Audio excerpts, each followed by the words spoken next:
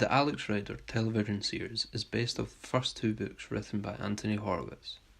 The genre of these books are teen spy thriller novels, which follow Alex Rider, a schoolboy thrust unwillingly into a world of an MI6 agent.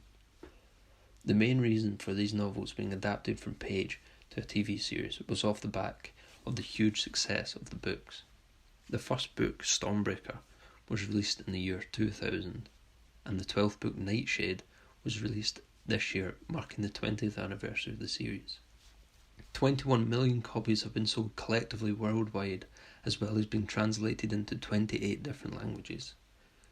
The story follows a London teenager who is recruited by the Secret Intelligence Service, MI6, to infiltrate a controversially correctional school for the kids of the ultra-rich. The school is called Point Blank Academy and is based in the snowy mountains of the French Alps. In terms of an adaptation, the TV series is faithful to the books and possesses all the key elements which young teens enjoyed when reading. The adaptation as a whole was pretty good. It was fun and exciting to watch and didn't feel too childish. As the series is now 20 years old, the book audience from the beginning would now be in their 20s or 30s. However, the series didn't strive to target a younger teen audience, but more as a family, as well as bringing back the old fans from the novels. By not narrowing its target audience down, this helped to make it more appealing and more professional and believable type of series. As the books were very action-packed and busy, this could not be sustained for 8 full episodes on screen. So, to help deal with this issue, the series focused more on the characters and their relationships, specifically Alex's relationship with his best friend Tom. Tom had a relatively small part in the books, being kept mostly in the dark about Alex's involvement with the MI6, but in the series he was brought forward being a more prominent character, involving him more in the strange world of espionage. This was a successful alteration to the original story, as it added an entirely new subplot in London whilst Alex was in France. Tom had gotten himself involved due to a photograph that showed himself and Alex together, which questions Alex's undercover persona.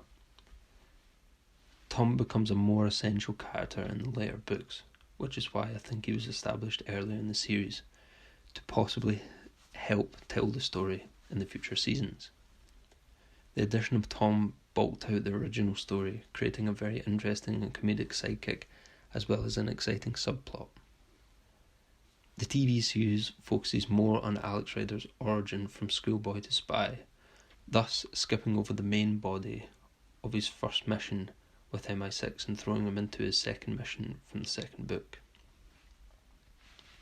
The weaker parts to the show only seem to occur when the story was straying too far away from the original source material.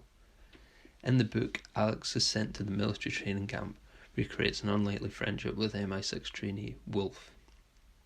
However, in the TV series, Wolfe kidnaps Alex and lightly tortures him to ultimately try and get him to reveal that he's working for MI6.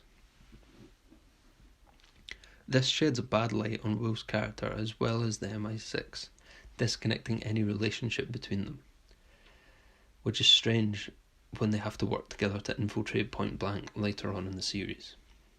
Another small weakness is the way in which Alex's Uncle Ian's death is dealt with in the series. His death scene shows Ian being murdered by a well-trained assassin called Yasin Grigorovich.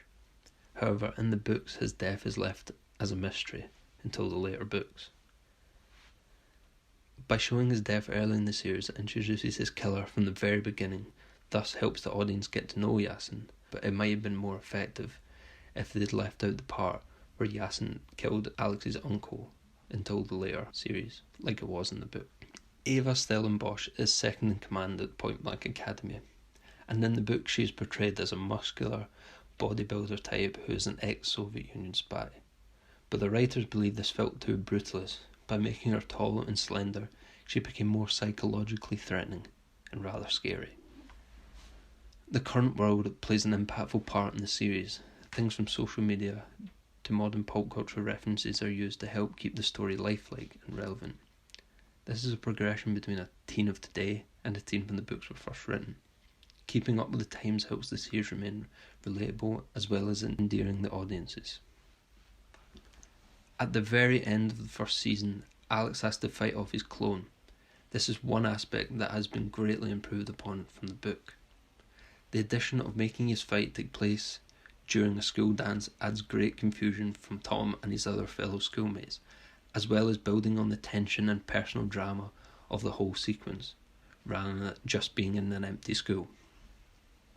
The series became a lot more cinematically intriguing, mixing genres like coming of age, thriller, spy, film noir, and in some parts horror.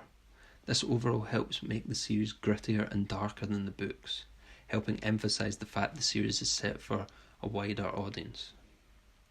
The Alex Rider novels were adapted before the 2020 Amazon Prime series. A single standalone film was released in 2006 following just the first book, Stormbreaker, with the same name. This adaptation wasn't very successful. The main reason for its poor adaptation was the film dialed down any subtlety the book had and replaced it with insensible action. Although this was appealing to a much younger audience, more like what the book was originally written for, but it just didn't work. The books indulged themselves in over-the-top action sequences and unrealistic gadgets, much like the film did. The series remains more grounded and believable, making it more appealing and not as cringy to watch. The Amazon Prime series of Alex Rider received positive reviews and was subsequently renewed for a second season in November of 2020.